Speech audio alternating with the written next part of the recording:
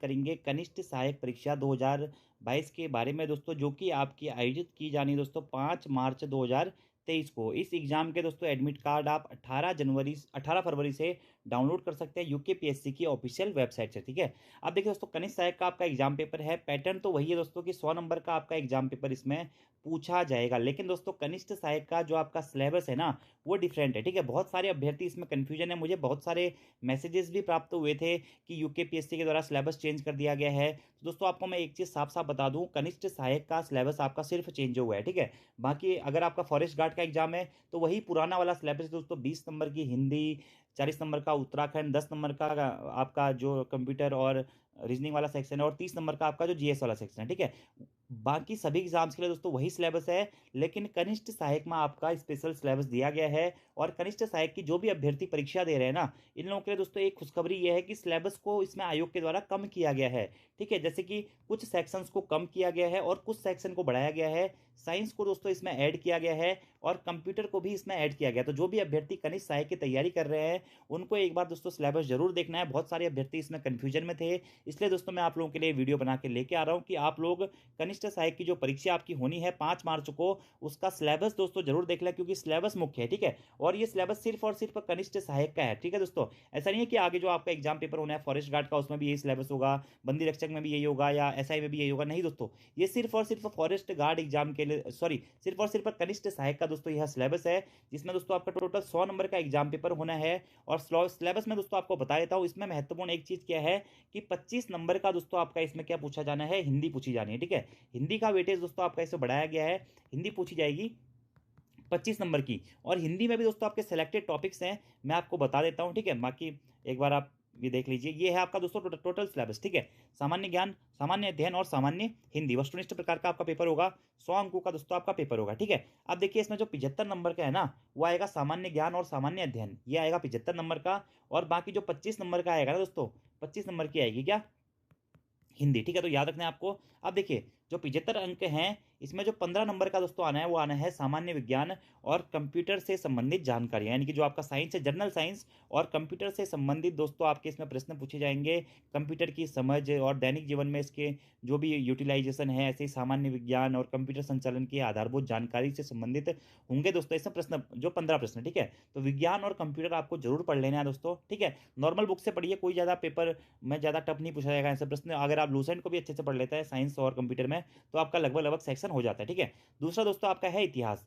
अब देखिए इसमें सिर्फ और सिर्फ भारत का इतिहास है दोस्तों। ठीक है, तो भारत का इतिहास और भारतीय राष्ट्रीय आंदोलन से दोस्तों 7 अंकों का प्रश्न पूछे जाएंगे। ठीक है, इसमें भारत का इतिहास होगा, भारतीय राष्ट्रीय आंदोलन के अंतर्गत के प्रश्न होंगे, प्राचीन मध्यकालीन आधुनिक भारतीय इतिहास की सामान्य जानकारियां और स्वतंत्रता आंदोलन पर आधारित दोस्तों प्रश्न होंगे। भारत के इतिहास से 7 प्रश्न होंगे। ऐसे पॉलिटी से दोस्तों भारतीय राज्य व्यवस्था से आपके 6 प्रश्न होंगे।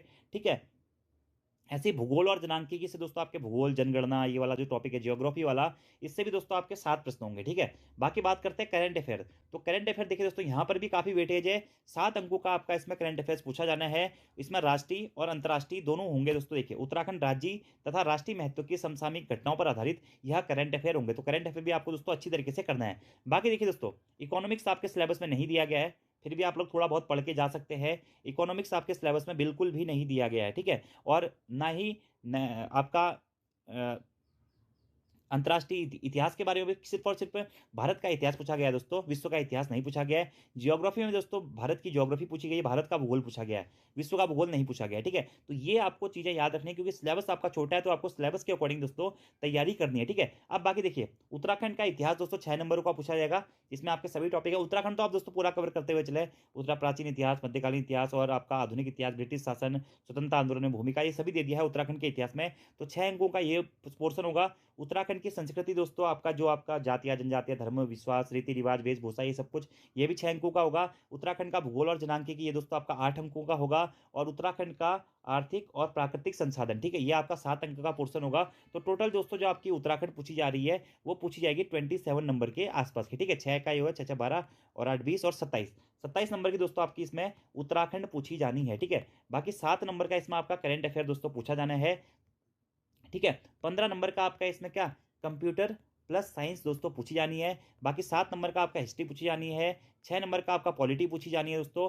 और वहीं आपका जो 7 नंबर का है वह भूगोल और जनगणना वाला सेक्शन पूछा जाना है, ठीक है। और रीजनिंग जो पूछी जानी है, रीजनिंग में दोस्तों 6 नंबर की पूछी जानी है, ठीक है। तो ये आपका दोस्तों 75 अंकों का सिलेबस है।